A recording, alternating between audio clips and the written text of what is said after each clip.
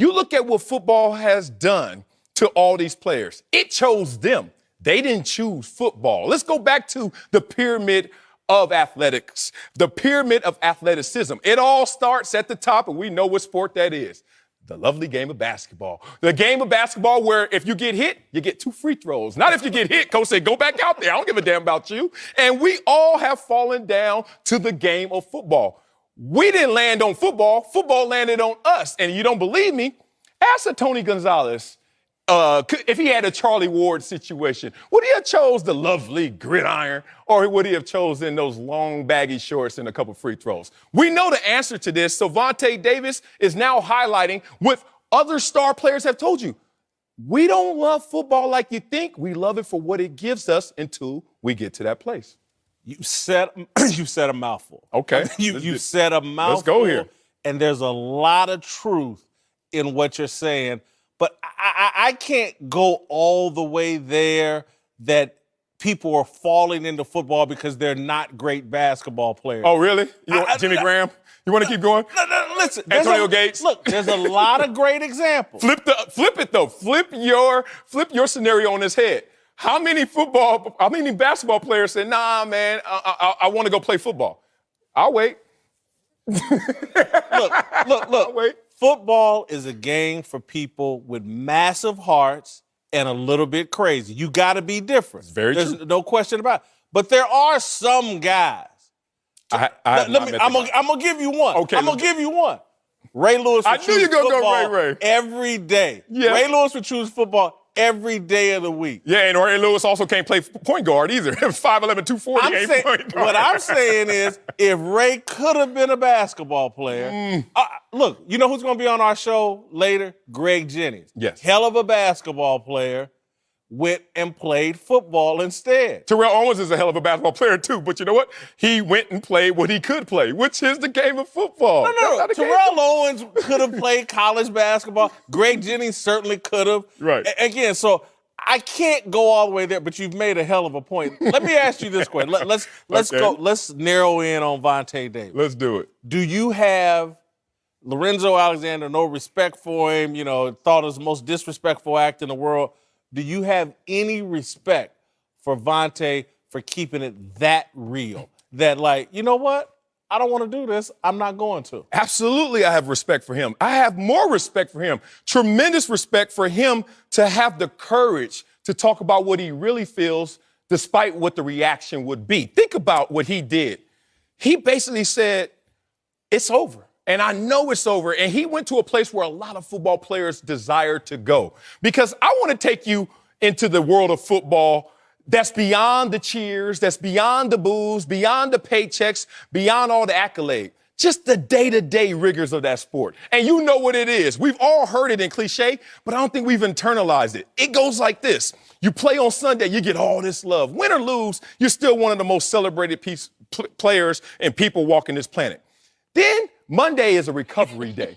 That means you can walk around, you go to Cheesecake Factory, you can come to watch some film, we could jog around, but we know you cannot perform physical activities. Tuesday, we call it Tuesday Toradol Tuesday. That means all the medicine, all the injections, all the rigors of that game has to wear off. Then Wednesday, we may start to go at it again. Thursday, you start to feel normal again. Thursday, you feel normal again from a Sunday performance. The point of this is no one raises their hand and says, that's what I want to do, Daddy. On a Wednesday practice, I want to hit my head 60 times into this 300-pounder and say that was just another day. That's not how the game goes. And Vontae went to a place where a lot of players internally, inside, they're raising their hands as well. Do they have to raise their hand in the middle of a game? It can't wait till the end of the game. He was 30 minutes. He was 30 more snaps. Mm-hmm. And then he could have quit, and there would virtually be no controversy if he did that. He had 30 more snaps to go. He's prepared all week. Lorenzo and them are sitting around like, hey, man, we prepared all week. We're trying to win a game. You still respect in the middle of a game walking away. Yeah, that's where I will actually take some points away from his act and his actions.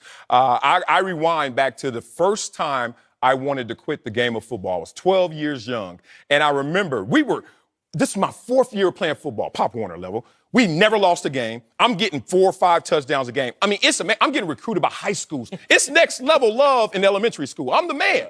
And I remember watching my friends ride by on their bikes and playing Nintendo. And I looked at my daddy and I said, Daddy, I want to quit. And he said, boy, why you want to quit?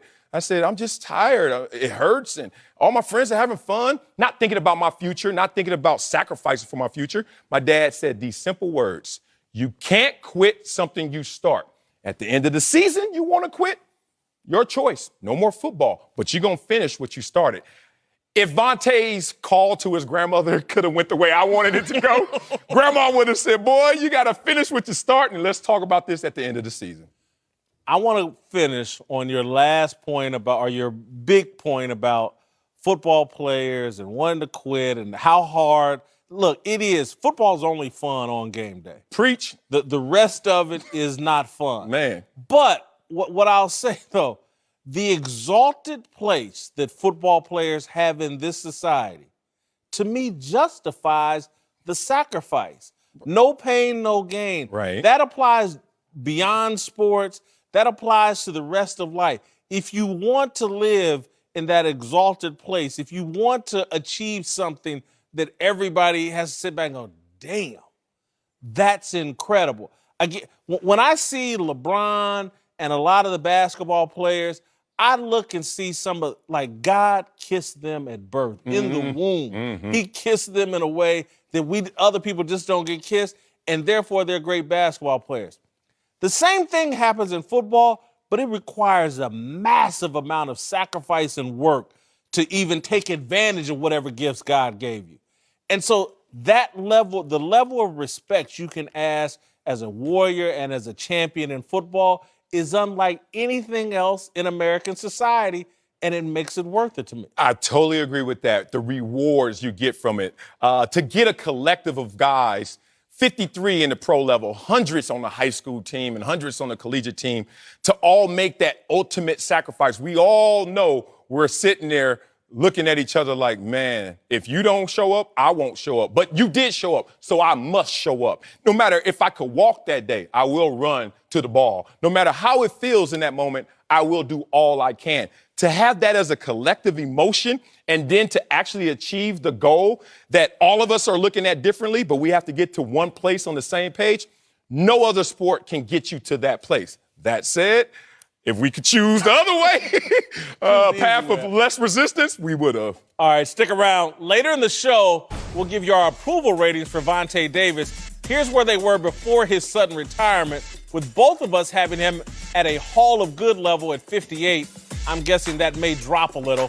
Also coming up, Urban Meyer just opened up about his suspension and the domestic violence controversy. We'll tell you what it all means.